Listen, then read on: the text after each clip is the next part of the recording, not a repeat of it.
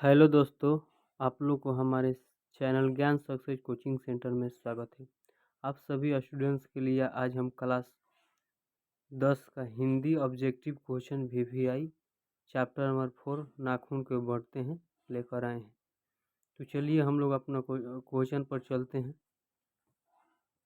Question और पहले का है कि जो नाखून के बढ़ते से वीवीआई ऑब्जेक्टिव क्वेश्चन है, पार्ट से रिलेटेड है। आप लोग इसका आंसर देते रहिएगा। चलिए हम लोग क्वेश्चन पर चलते हैं। क्वेश्चन और पहले कि आर्यों के पास क्या था? ऑप्शन नंबर ए मिट्टी का घर, ऑप्शन नंबर बी लोहे का वस्त्र, ऑप्शन नंबर सी घोड़े, ऑप्शन नंबर डी इनमें से सभी। तो आप लोग पढ़े होंगे अगर इसका सब्जेक्टिव, तो आप लोग इसका क्वेश्चन अगर बुक आप लोग एक बार रीडिंग या पढ़े होंगे तो आप लोग जाने होंगे कि आर्यों के पास क्या था। तो आर्यों के पास मिट्टी का घर भी था और लोहे का अस्त्र भी था और घोड़े भी था। तो ये इनमें से सभी हो जाएगा। तो इसका राइट आंसर डी हो जाएगा।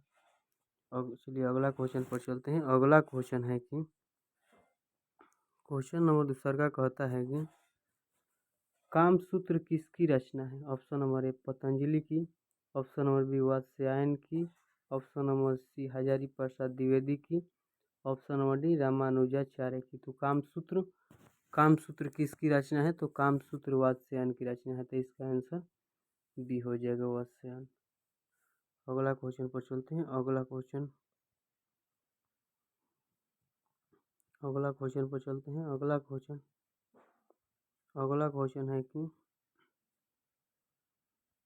अगला क्वेश्चन कहता है कि प्राचीन मानव का प्रमुख अस्त्र शस्त्र क्या था? ऑप्शन नंबर ए पत्थर के औजार, ऑप्शन नंबर बी दांत, ऑप्शन नंबर सी नाखून, ऑप्शन नंबर डी पैर। तो प्राचीन मानव का प्रमुख अस्त्र शस्त्र उसका नाखून था। तो इसका आंसर सी हो जाएगा। इसका राइट आंसर सी हो जाएगा। अगला क्वेश्चन पर चलते हैं। अगला क्वेश्चन कहता है कि द्विवेदी जी को साहित्य अकादमी पुरस्कार किस रचना पर मिला था? तो द्विवेदी जी को साहित्य अकादमी पुरस्कार किस रचना पर मिला था? तो ऑप्शन नंबर ए में आलोक पर्व पर, option number B Kalplata, option number C Ashok Ke Phool पर, ऑप्शन नंबर डी अनामदास का पोथा। तो आप लोग इसका आंसर बताइएगा कि द्विवेदी जी को साहित्य अकादमी पुरस्कार किस रचना पर मिला था। तो इसका राइट आंसर हो जाएगा ये आलोक पर्व पर उनको साहित्य अकादमी पुरस्कार मिला था। तो इसका राइट आंसर ये हो जाएगा। अगला क्वेश्चन पर चलते हैं। अगला क्वेश्चन कहता है कि नाखून क्यों बढ़ते हैं के निबंधकार कौन है? तो आप लोग इसका आंसर बताइएगा कि नाखून क्यों बढ़ते हैं के निबंधकार कौन है। तो ऑप्शन नंबर ए में दिया है Gulab Rai, option number B में Pratap Narayan Mishra, option number C दिया है कि शांति प्रिय द्विवेदी, ऑप्शन नंबर डी में आचार्य हजारी प्रसाद द्विवेदी। तो नाखून क्यों बढ़ते हैं के निबंधकार हजारी प्रसाद द्विवेदी है। तो इसका राइट आंसर डी हो जाएगा। अगला क्वेश्चन पर चलते हैं। अगला क्वेश्चन है कि अलक्तक का अर्थ क्या है? 6 नंबर क्वेश्चन कहता है कि अलक्तक का अर्थ क्या है। ऑप्शन नंबर ए में दिया है तेल, ऑप्शन नंबर बी में आलता, ऑप्शन नंबर सी हल्दी, ऑप्शन नंबर डी साबुन। तो अलक्तक का अर्थ क्या है? तो अलक्तक का अर्थ होता है आलता। तो इसका राइट आंसर आलता हो जाएगा। चलिए अगला क्वेश्चन पर चलते हैं। अगला क्वेश्चन कहता है कि अगला क्वेश्चन पर चलते हैं। अगला क्वेश्चन है कि अगला क्वेश्चन क्या कहता है? अगला क्वेश्चन कहता है कि नकधर मनुष्य आज किस पर भरोसा कर रहा है? अगला क्वेश्चन कहता है कि नकधर मनुष्य आज किस पर भरोसा कर रहा है? ऑप्शन नंबर ए एटम बम पर, ऑप्शन नंबर बी बंदूक पर, ऑप्शन नंबर सी लाठी पर, ऑप्शन नंबर डी लोहे के विभिन्न हथियार पर। तो नकधर मनुष्य आजकल एटम बम पर विश्वास करने लगा है। तो इसका राइट आंसर ए हो गया है। इसका राइट आंसर ए हो जाएगा।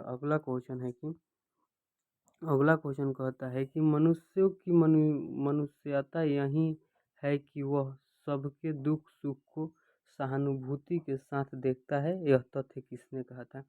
तो यह तथ्य किसने कहा था? आप लोग आंसर में बताइएगा। तो इसका right answer option number A में दिया है Gautam Buddha, option number B में दिया है वात्स्यायन, ऑप्शन नंबर सी में दिया है कालिदास, ऑप्शन नंबर डी में महावीर स्वामी। तो मनुष्य की मनुष्यता यही है कि वह सबके सबके दुख सुख को सहानुभूति के साथ देखता है। यह तथ्य किसने कहा था? तो यह तथ्य गौतम बुद्ध जी ने कहे थे। तो इसका राइट आंसर ये हो जाएगा। अगला क्वेश्चन पर चलते हैं। अगला क्वेश्चन है कि अगला क्वेश्चन कहता है कि सब पुराने अच्छे नहीं होते और सब नए खराब नहीं होते, ऐसा किसने कहा था? 9 नंबर क्वेश्चन कहता है कि सब पुराने अच्छे नहीं होते, सब नए खराब नहीं होते, ऐसा किसने कहा था? ऑप्शन नंबर ए में Patanjali, option number B Kalidas, option number C दिया है कबीर ने, ऑप्शन नंबर डी वात्स्यायन ने। तो ये बात किसने कहा था? तो आप लोग इसका आंसर बताइएगा। इसका आंसर होगा कालिदास। इसका राइट आंसर कालिदास हो जाएगा। अगला क्वेश्चन है कि आचार्य हजारी प्रसाद द्विवेदी जी का साहित्य की किस विधा में लेखक नहीं है? आचार्य हजारी प्रसाद द्विवेदी जी का साहित्य की किस विधा में लेखक नहीं है? ऑप्शन नंबर में दिया है आलोचना, ऑप्शन नंबर बी कहानी, ऑप्शन नंबर सी निबंध, ऑप्शन नंबर डी उपन्यास। तो आचार्य प्रसाद द्विवेदी जी के साहित्य की विधा में निबंध नहीं है। तो इसका राइट आंसर सी हो जाएगा। अगला क्वेश्चन पर चलते हैं। अगला क्वेश्चन क्या कहता है? अगला क्वेश्चन कहता है कि कौन सी रचना हजारी प्रसाद द्विवेदी की नहीं है? ऑप्शन नंबर ए अशोक के फूले, ऑप्शन नंबर बी माटी की मूर्ति, ऑप्शन नंबर सी हिंदी साहित्य का आदि का, ऑप्शन नंबर डी वाणे भट्ट की आत्मकथा।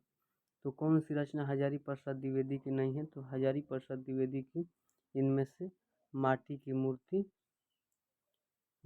मूर्ति उनकी और हजारी प्रसाद द्विवेदी जी की रचना नहीं है।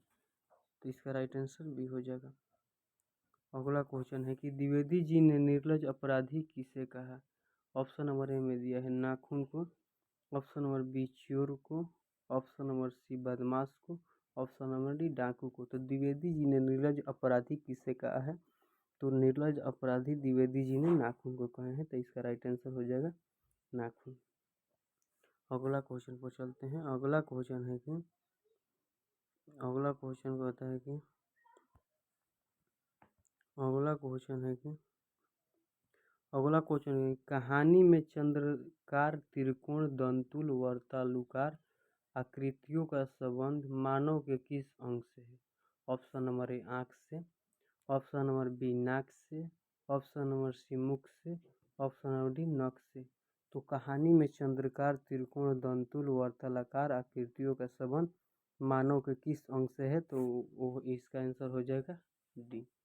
राइट आंसर नख हो जाएगा। अगला क्वेश्चन पर चलते हैं। अगला क्वेश्चन है कि अगला क्वेश्चन कहता है कि नाखून का इतिहास किस पुस्तक में मिलता है? ऑप्शन नंबर ए कामसूत्र में, ऑप्शन नंबर बी महाभाष्य में, ऑप्शन नंबर सी मेघदूत में, ऑप्शन नंबर डी इनमें से कोई नहीं। तो नाखून का इतिहास किस पुस्तक में मिलता है? तो नाखून का इतिहास कामसूत्र पुस्तक में मिलता है। इससे आप लोग ज़्यादा से ज़्यादा रिवाइजिंग करने का कोशिश करिएगा और इसे ज़्यादा से ज़्यादा याद करने का कोशिश करिएगा, जो कि चैप्टर बाई चैप्टर हम ऑब्जेक्टिव क्वेश्चन आप लोग के लिए छांट कर लाते हैं। तो आप लोग ज़्यादा से ज़्यादा याद करने का कोशिश करिएगा। इसीलिए आप लोग हम साथ में आंसर भी जो है डाल दिए हैं कि आप लोग को याद करने में आसानी रहेगा। आप लोग इसे याद करिएगा ज़्यादा से ज़्यादा। हर चैप्टर से आप लोग को ऑब्जेक्टिव क्वेश्चन लाते रहेंगे। VVI ऑब्जेक्टिव क्वेश्चन रहेगा जो छाटा हुआ है, उसमें से ज़्यादा क्वेश्चन लड़ने का भरोसा रहेगा। आप लोग इसे ज़्यादा से ज़्यादा याद करिएगा। चलिए अगला क्वेश्चन पर चलते हैं। हजारी प्रसाद द्विवेदी जी ने डी लिट की उपाधि किस विश्वविद्यालय से प्राप्त की? ऑप्शन नंबर ए मगध विवि से, ऑप्शन नंबर बी लखनऊ विवि से, option number C Kashi Hindu विवि से, ऑप्शन नंबर डी चंडीगढ़ विवि से। तो इसका राइट आंसर हो जाएगा लखनऊ विवि से। इसका राइट आंसर भी हो जाएगा। अगला क्वेश्चन पर चलते हैं। अगला क्वेश्चन है कि महाभारत क्या है? ऑप्शन नंबर ए में कहानी, ऑप्शन नंबर बी दिया है पुराण, ऑप्शन नंबर सी उपन्यास, ऑप्शन नंबर डी शास्त्र। तो इन आप लोग बताइएगा कि महाभारत क्या है। तो महाभारत बताइएगा क्या है। तो महाभारत इनमें से क्या है। तो महाभारत इनमें से पुराण है। तो इसका राइट आंसर बी हो जाएगा। चलिए अगला क्वेश्चन पर चलते हैं। अगला क्वेश्चन क्या कहता है। अगला क्वेश्चन कहता है कि अनामदास का पोथा उपन्यास किस लेखक की कृति है। Option number A Hazari Prasad Dwivedi ji की, option number B Yatindra Mishra, option number C Mahatma Gandhi, option number D Amarkant. तो अनामदास का पोथा उपन्यास हजारी प्रसाद द्विवेदी जी को लिखा हुआ है। तो इसका राइट आंसर क्या हो जाएगा। ये हो जाएगा हजारी प्रसाद द्विवेदी। अगला क्वेश्चन पर चलते हैं। अगला क्वेश्चन है कि अगला क्वेश्चन कहता है कि दधीची की हड्डी से क्या बना था। ऑप्शन नंबर ए तलवार, ऑप्शन नंबर बी इंद्र का वज्र, ऑप्शन नंबर सी त्रिशूल, ऑप्शन नंबर डी कुछ भी नहीं। तो दधीची की हड्डी से क्या बना था। तो इंद्र का वज्र बना था। तो इसका राइट आंसर बी हो जाएगा। चलिए अगला क्वेश्चन पर चलते हैं। अगला क्वेश्चन है कि अगला क्वेश्चन कहता है कि अगला क्वेश्चन है कि अगला क्वेश्चन है कि हजारी प्रसाद द्विवेदी द्वारा रचित पाठ है। ऑप्शन नंबर ए मछली, ऑप्शन नंबर बी बहादुर, ऑप्शन नंबर सी अभिनव, ऑप्शन नंबर डी नाखून क्यों बढ़ते हैं। तो हजारी प्रसाद द्विवेदी द्वारा रचित पाठ नाखून क्यों बढ़ते हैं। तो इसका राइट आंसर डी हो जाएगा। अगला क्वेश्चन पर चलते हैं। अगला क्वेश्चन है कि शिक्षक का अर्थ क्या होता है। 20 नंबर क्वेश्चन कहता है कि शिक्षक का अर्थ क्या होता है। ऑप्शन नंबर ए साबुन, ऑप्शन नंबर बी महावर, ऑप्शन नंबर सी दर्पण, ऑप्शन नंबर डी मोम।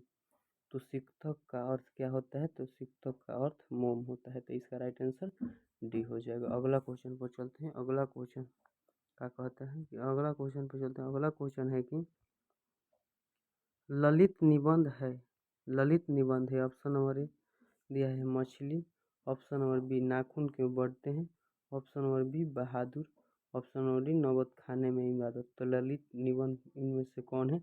तो ललित निबंध नाखून क्यों बढ़ते हैं ललित निबंध है। तो इसका राइट आंसर बी हो जाएगा। अगला क्वेश्चन पर चलते हैं।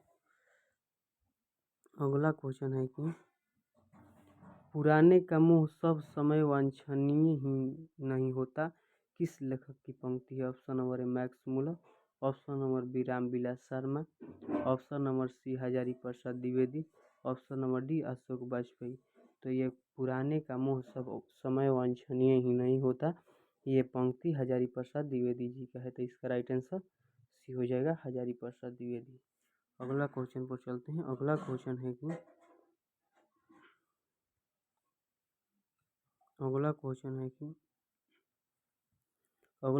है कि प्राचीन काल में दक्षिण भारत के लोग कैसा नाखून रखते थे। तो प्राचीन काल में दक्षिण भारत के लोग कैसा नाखून रखते थे। तो ऑप्शन नंबर ए में दिया है छोटे छोटे, ऑप्शन नंबर बी में बड़े बड़े, ऑप्शन नंबर सी माध्यम साइज, ऑप्शन नंबर डी इनमें से सभी। तो प्राचीन काल में दक्षिण भारत के लोग कैसा नाखून रखते थे। तो छोटे छोटे नख रखना पसंद करते थे दक्षिण भारत के लोग। अगला क्वेश्चन पर चलते हैं। अगला क्वेश्चन है कि हजारी प्रसाद द्विवेदी जी का जन्म कब हुआ था। ऑप्शन नंबर ए में दिया है 1907, ऑप्शन नंबर बी में दिया है 1905, ऑप्शन नंबर सी में दिया है 1907, ऑप्शन नंबर डी में 1909। तो हजारी प्रसाद द्विवेदी जी का जन्म कब हुआ था। तो इसका राइट आंसर सी हो जाएगा, 1907 ईस्वी में हजारी प्रसाद द्विवेदी जी का जन्म हुआ था।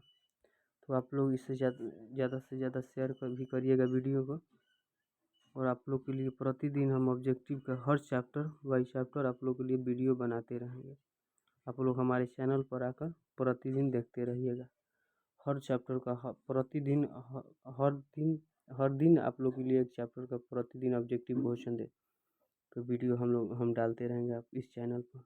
अगला क्वेश्चन है कि हजारी प्रसाद द्विवेदी का जन्म कहाँ हुआ। तो ऑप्शन नंबर ए में दिया है Samastipur Bihar, option number B Chhapra Bihar, option number C Ballia Uttar Pradesh, option number D Allahabad Uttar Pradesh. तो हजारी प्रसाद द्विवेदी जी का जन्म कहाँ हुआ था? तो इसका राइट आंसर हो जाएगा बलिया उत्तर प्रदेश में हजारी प्रसाद द्विवेदी जी का जन्म हुआ था। अगला क्वेश्चन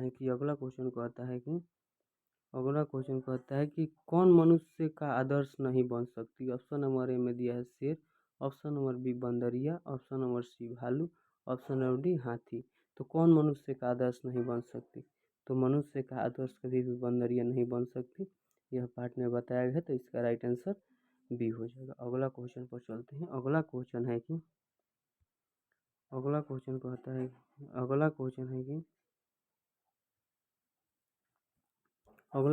है कि पृथ्वीराज रासो किनका संपादन है? ऑप्शन नंबर ए में दिया है Hazari Prasad Dwivedi, option number B में Max Muller, option number C में Sumitranand Pant, option number D में नीलम शर्मा। तो आप लोग इसका आंसर बताइएगा कि पृथ्वीराज रासो किनका संपादन है? तो पृथ्वीराज रासो हजारी प्रसाद द्विवेदी जी का संपादन है। तो इसका राइट आंसर ये हो जाएगा। अगला क्वेश्चन पर चलते हैं। अगला क्वेश्चन कहता है कि हजारी प्रसाद द्विवेदी को कब पद्म भूषण की उपाधि से सम्मानित किया गया था? तो हजारी प्रसाद द्विवेदी जी को कब पद्म भूषण से सम्मान उपाधि दिया गया था? तो आप लोग इसका आंसर बताइएगा। ऑप्शन नंबर ए में है कि 1953 ईस्वी में, ऑप्शन नंबर डी है कि 1957 ईस्वी में, ऑप्शन नंबर सी है कि 1959 ईस्वी में, ऑप्शन नंबर सी है कि 1959 ईस्वी में, ऑप्शन नंबर डी है कि 1961 ईस्वी में। तो हजारी प्रसाद द्विवेदी जी को कब पद्म भूषण की उपाधि दिया गया था? तो इसका राइट आंसर हो जाएगा 1957 ईस्वी में हजारी प्रसाद द्विवेदी जी को पद्म भूषण की उपाधि से सम्मानित किया गया था। इसका राइट आंसर हो जाएगा बी। अगला क्वेश्चन पर चलते हैं। अगला क्वेश्चन क्या कहता है कि अगला क्वेश्चन है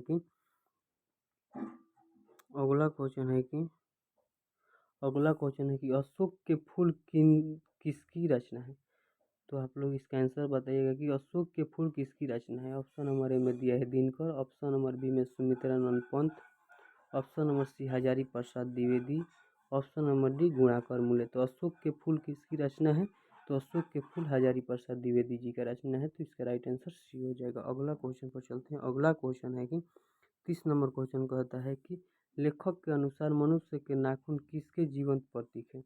तो आप लोग इसका आंसर बताइएगा कि लेखक के अनुसार मनुष्य के नाखून किसके जीवन का प्रतीक है? तो ऑप्शन नंबर ए में दिया है मनुष्यता का, ऑप्शन नंबर बी में सभ्यता का, ऑप्शन नंबर सी में पाशवी वृत्ति के, ऑप्शन नंबर डी में सौंदर्य के हजारी प्रसाद।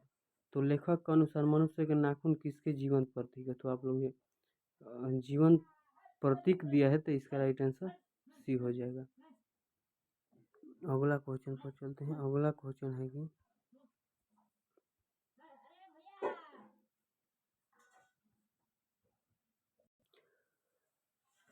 चलिए 31 नंबर क्वेश्चन कहता है कि हजारी प्रसाद, कहाँ जाओगे? 31 नंबर क्वेश्चन कहता है कि हजारी प्रसाद द्विवेदी की मृत्यु कब हुई? ऑप्शन नंबर ए में दिया है कि 1979 ईस्वी में, ऑप्शन नंबर बी दिया है कि 1984 ईस्वी में, ऑप्शन नंबर सी है 1994 ईस्वी में, ऑप्शन नंबर डी है 1989 ईस्वी में। तो इसका हजारी प्रसाद द्विवेदी जी का मृत्यु कब हुआ था? तो 1979 ईस्वी में होता था। इसका राइट आंसर ए हो जाएगा। अगला क्वेश्चन पर चलते हैं। अगला क्वेश्चन है कि नख यानी नाखून किसका प्रतीक है? ऑप्शन नंबर ए मानवता का, ऑप्शन नंबर बी पशुता का, ऑप्शन नंबर सी ए और बी दोनों का, ऑप्शन नंबर डी इनमें से कोई नहीं। तो आप लोग इसका आंसर बताइएगा कि नाखून किसका प्रतीक है? तो नाखून पशुता का प्रतीक है। तो इसका राइट आंसर बी हो जाएगा। अगला क्वेश्चन पर चलते हैं। अगला क्वेश्चन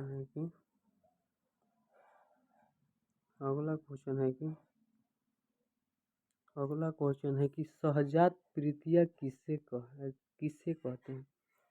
33 नंबर क्वेश्चन कहता है कि सहजात वृत्तियाँ किसे कहते हैं? ऑप्शन नंबर ए अस्त्रों के संचयन को, ऑप्शन नंबर बी अनजान स्मृतियों को, ऑप्शन नंबर सी स्वयं के बंधन को, ऑप्शन नंबर डी उपयुक्त सभी को। तो सहजात वृत्तियाँ किसे कहते हैं? तो सहजात वृत्तियाँ अनजान स्मृतियों को कहते हैं। तो इसका राइट आंसर बी हो जाएगा। अगला क्वेश्चन कहता है कि द्विवेदी जी द्विवेदी जी से किसने पूछा था नाखून क्यों बढ़ते हैं? तो इसका राइट आंसर बताइएगा आप लोग। इसका ऑप्शन नंबर ए में दिया है कि लड़के ने, ऑप्शन नंबर बी में दिया है लड़की ने, ऑप्शन नंबर सी में पत्नी ने, ऑप्शन नंबर डी में नौकर ने। तो इसका द्विवेदी जी से किसने पूछा था कि नाखून क्यों बढ़ते हैं? तो इसका राइट आंसर भी हो जाएगा, लड़की ने पूछी थी कि द्विवेदी जी से नाखून क्यों बढ़ते हैं। अगला क्वेश्चन पर चलते हैं। अगला क्वेश्चन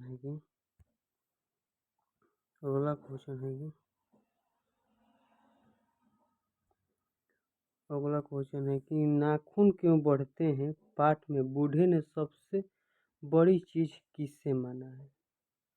ऑप्शन नंबर ए प्रेम, ऑप्शन नंबर बी क्रोध, ऑप्शन नंबर सी भाई, ऑप्शन नंबर डी घृणा। तो पाठ में बूढ़े ने सबसे बड़ी चीज किससे माना है? तो प्रेम को माना है। तो इसका राइट आंसर ये हो जाएगा। अगला क्वेश्चन कहता है कि किस देश के लोग बड़े बड़े नख पसंद करते हैं? ऑप्शन नंबर ए में दिया है अंग देश के, ऑप्शन नंबर बी में गंधार देश के, ऑप्शन नंबर सी कैकई देश के, ऑप्शन नंबर डी गौड़ देश के। तो किस देश के लोग बड़े बड़े नख पसंद करते हैं? तो गौड़ देश के। तो इसका राइट आंसर डी हो जाएगा। अगला क्वेश्चन पर चलते हैं। अगला क्वेश्चन है कि पुराने का मुंह सब समय वांछनीय ही नहीं होता। यह पंक्ति किस शीर्षक पाठ की है? ऑप्शन नंबर ए नाखून क्यों बढ़ते हैं, ऑप्शन नंबर बी बहादुर, ऑप्शन नंबर सी मछली, ऑप्शन नंबर डी नागरी लिपि।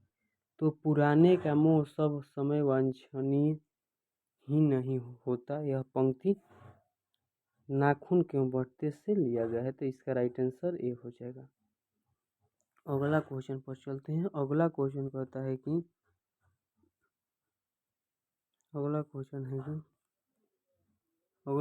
है कि देवताओं का राजा से किन्हें संबोधन किया जाता है? Option number A Mahadev, option number B Vishnu, option number C Indra, option number D Brahma. तो देवताओं का राजा से किसे संबोधन किया जाता है? तो इसका राइट आंसर इंद्र जी को देवताओं को राजा से संबोधन किया जाता है। तो इसका राइट आंसर सी हो जाएगा। अगला क्वेश्चन पर चलते हैं। अगला क्वेश्चन क्या है? अगला क्वेश्चन है कि हजारी प्रसाद द्विवेदी की मृत्यु कहाँ हुई? आप लोग इसका आंसर बताइएगा कि हजारी प्रसाद द्विवेदी जी की मृत्यु कहाँ हुई थी। ऑप्शन नंबर ए में दिया है Uttar Pradesh, option number B में Ajmer Jhansi Uttar Pradesh, option number D Kanpur Shahzad, option number C में Kanpur Shahzad, option number D में दिल्ली। तो हजारी प्रसाद द्विवेदी जी का मृत्यु कहाँ हुआ था? तो हजारी प्रसाद द्विवेदी जी का मृत्यु दिल्ली में हुआ था। तो इसका राइट आंसर दिल्ली हो जाएगा। अगला क्वेश्चन पर चलते हैं। अगला क्वेश्चन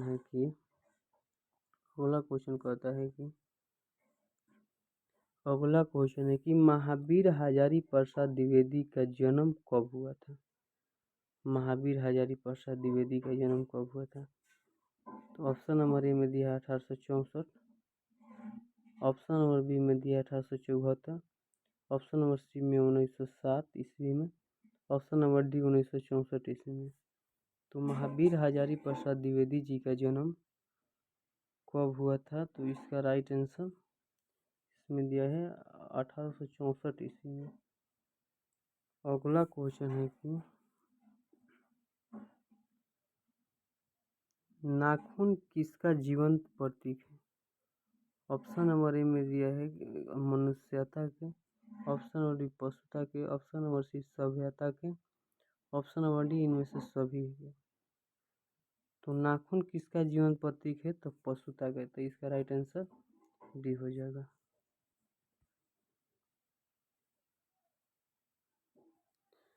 चलिए, इस चैप्टर में 41 ऑब्जेक्टिव क्वेश्चन था जो कि हम अपने किताबों से बुक से छांट कर लाए थे। तो अगर आपको क्लास अच्छा लगा होगा तो लाइक करिएगा, चैनल को सब्सक्राइब करिएगा और दोस्तों को बताइएगा।